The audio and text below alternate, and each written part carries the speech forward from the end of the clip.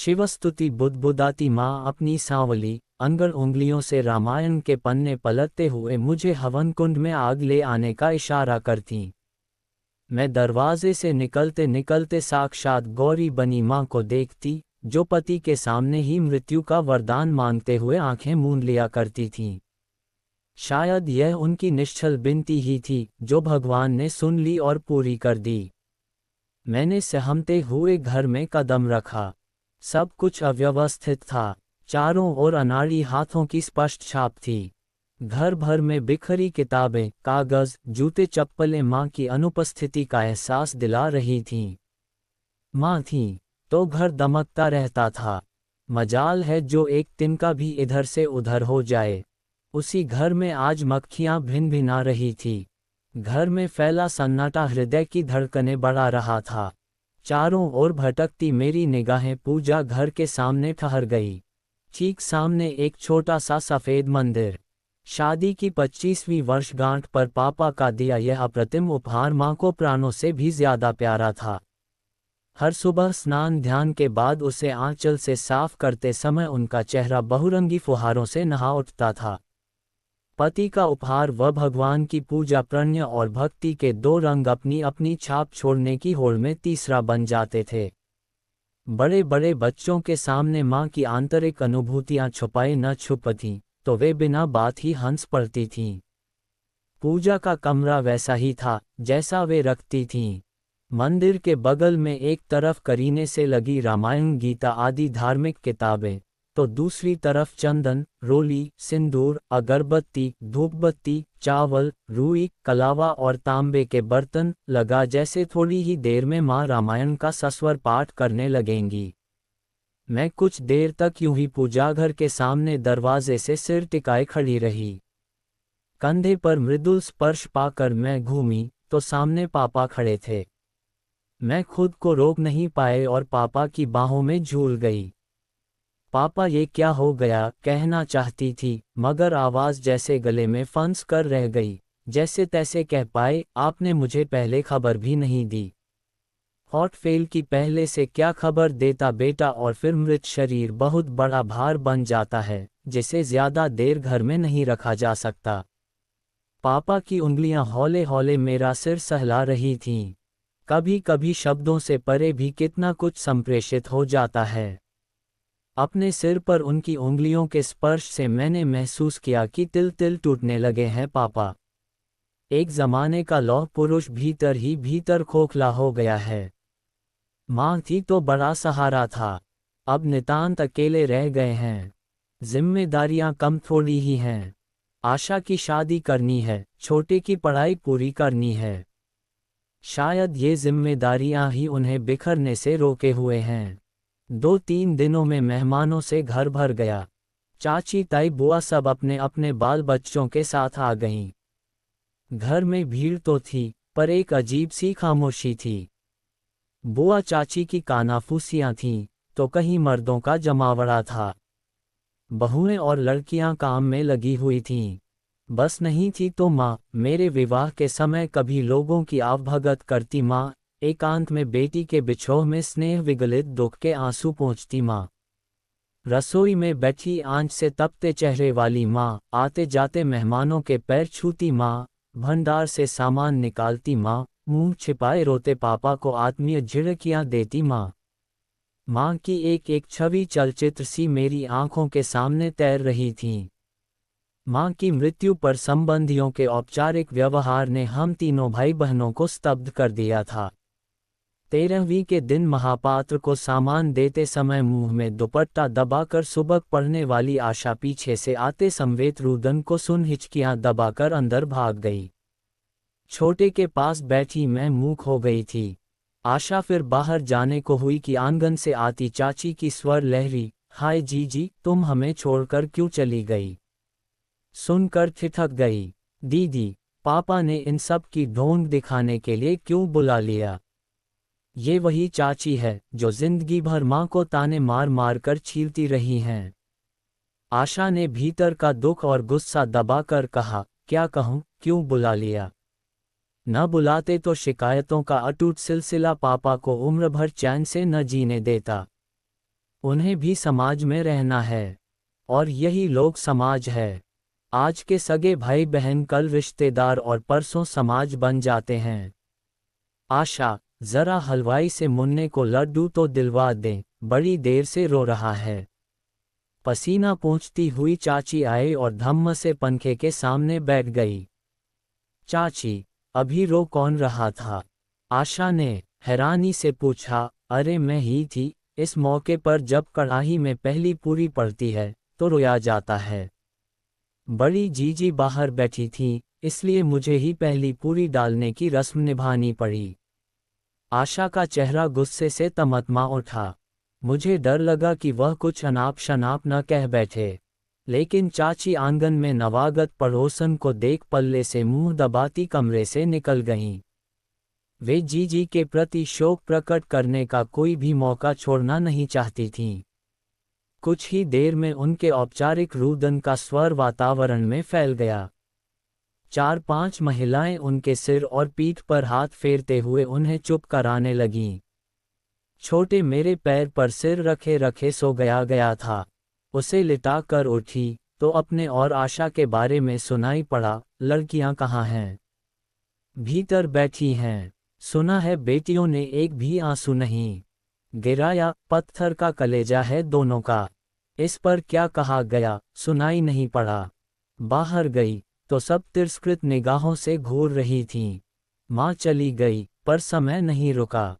13वीं हो जाने के बाद धीरे धीरे सारे मेहमान चले गए। आशा का कॉलेज, छोटे का स्कूल और पापा का ऑफिस जाना शुरू हो गया था। मगर घर आंगन के चप्पे चप्पे पर एक अजीब सा शून्य फैल गया था। पापा को ऑफिस जाने में रोज देर होने लगी। छोटे अक्सर बिना खाए जाने लगा। आशा का कॉलेज भी आज दिन छूटने लगा। माँ के अचानक चले जाने के बाद पता लगा कि हम सब कितने आश्रित थे उन पर। आश्चर्य तब हुआ जब मैं नाश्ता लेकर गई तो देखा छोटे भी पहले घंटी ठुनकने के बाद तैयार होता था, फिर नखरे करके खाना खाता। माँ के लाड़ प्यार ने उसे अब भी छोटा बना रखा था, वरना 12-13 साल का लड़का छोटा नहीं होता।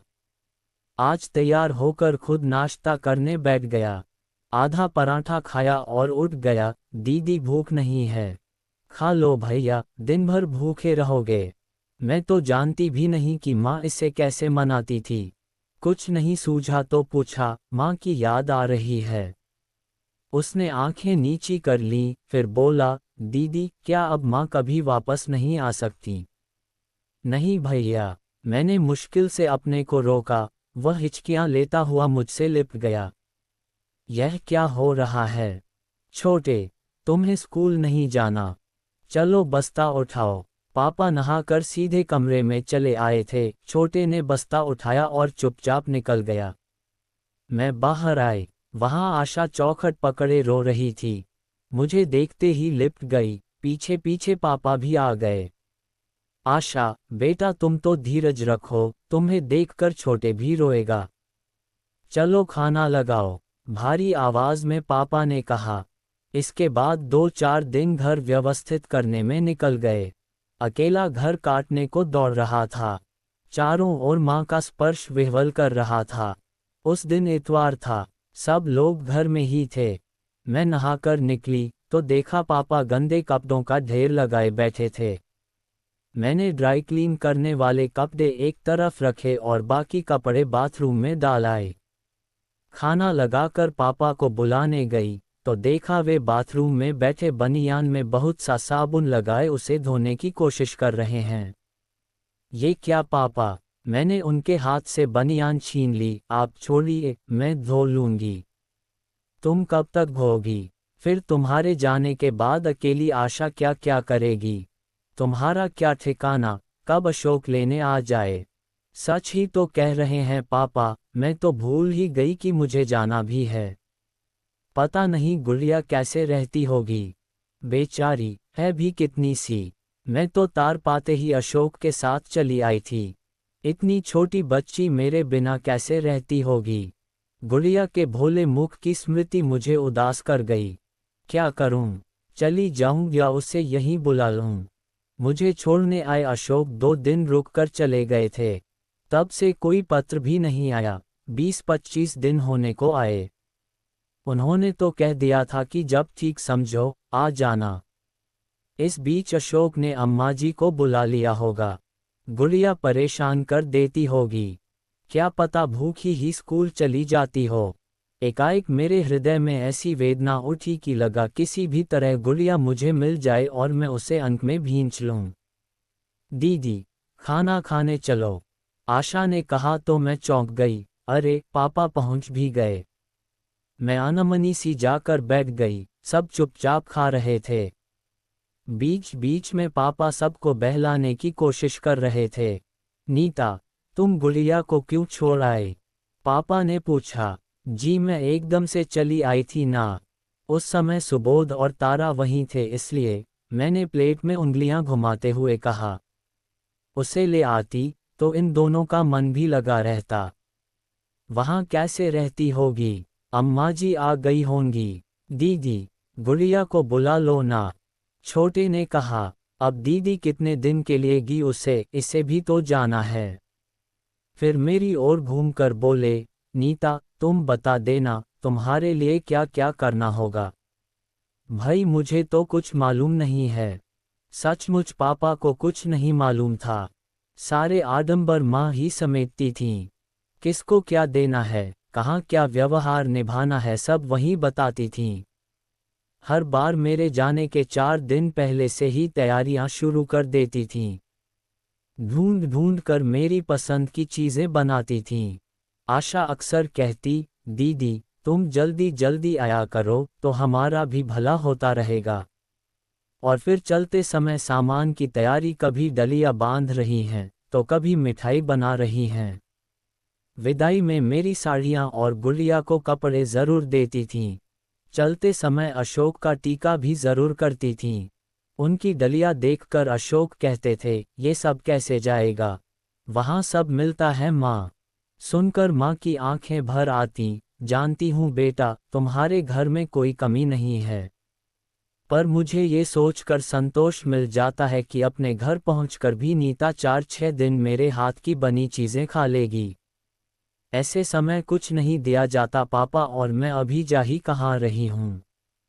मेरे स्वर में पीड़ा छलक पड़ी। दीदी, तुम मत जाना, गुड़िया को भी यहीं बुला लो, छोटे ने लिपट कर कहा। और अगर आज ही अशोक आ गए तो? पापा ने कहा तो दोनों के चेहरे उतर गए। आशा उठ गई, पर जाते जाते फुसफुसा गई। दीदी, अभी जाओगी तो मेरी पढ़ाई चौपट समझो। कैसे जाऊं इन्हें छोड़कर? आशा पढ़ नहीं पाएगी। छोटे रो रो कर आधा हो जाएगा। नहीं नहीं, मैं अभी नहीं जाऊंगी। गुड़िया को भी यही बुला लूंगी, पर फिर अशोक कैसे रहेंगे? अम्मा जी ज्यादा दिन नहीं रुक सकेंगी, क्योंकि उनके बिना गांव में बाबूजी को परेशानी हो जाएगी। तारा पड़ेगी या घर संभालेगी? हे भगवान, मैं क्या करूं? चाची को बुला लूं, लेकिन चाची के सामने छोटे के सहमे चेहरे ने मुझे सिहरा दिया। मैं चुपचाप जाकर माँ के पूजा घर में बैठ गई। लगा जैसे सारी उलझनों से मुक्त होकर शांति और पवित्रता के घेरे में आ गई हूँ। इस शांति को बूंद बूंद घुटकते हुए पीतल की मूर्ति को हाथ में लेकर सिंदूर लगाया तो लगा माँ पीछे खड़ी है। अरे पहले नहला तो ले भगवान को। और फिर वही चिर परिचित स्नेहिल हंसी। मेरी आंखों के सामने वे तमाम दृश्य ज्यों के त्यों तैरने लगे। पूजाघर में अगरबत्ती की भीनी भीनी खुशबू, छोटी सी घंटी की खनक, अशुद्ध उच्चारण में शिवस्तुति बुदबुदाती माँ अपनी सांवली अंगड़ उंगलियों से रामायण के पन्ने पलटते हुए मुझे हवन कुंड में आग ले आने का इशारा करती। मैं दरवाजे से निकलते निकलते साक्षात गौरी बनी माँ को देखती, जो पति के सामने ही मृत्यु का वरदान मांगते हुए आंखें मूंद लिया करती थीं। शायद यह उनकी निश्चल विनती ही थी जो भगवान ने सुन ली और पूरी कर दी। दीदी तुम्हारा पत्र आया है। आशा ने एक लिफाफा मेरी गोद में डाल दिया। अशोक का संक्षिप्त सा पत्र था। गुड़िया बीमार है, मैं 10 की सुबह आ रहा हूँ। पढ़कर पत्र मैंने रामायण में दबा दिया और बैठी की बैठी रह गई निश्चल निःशब्द। तारीख याद करने की कोशिश की तो याद आया, 10 तारीख तो कल ही है।